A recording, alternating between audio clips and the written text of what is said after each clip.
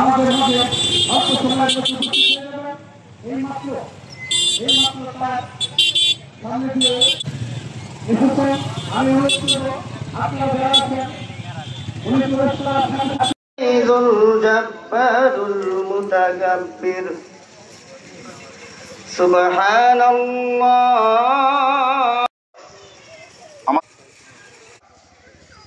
জনাব কেন্দ্রীয় প্রচার সম্পাদক, এই অনুষ্ঠানের সচিব বিনয় চেতনার প্রতি,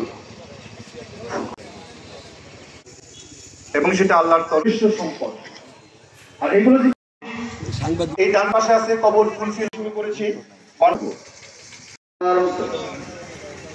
وهو العزيز الحكيم الله العليم। السلام عليكم।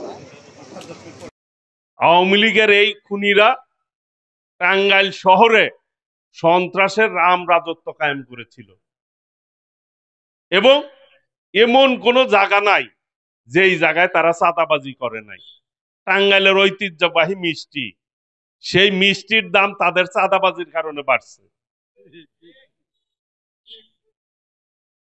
আগামী দিনে ইনশাল্লাহ বিএনপি যদি আপনাদের ভোটে নির্বাচিত হয়, আমি কথা দিতে পারি টাঙ্গাইলে কোনো সন্ত্রাস থাকবে না, কোনো চাঁদাবাজি থাকবে না।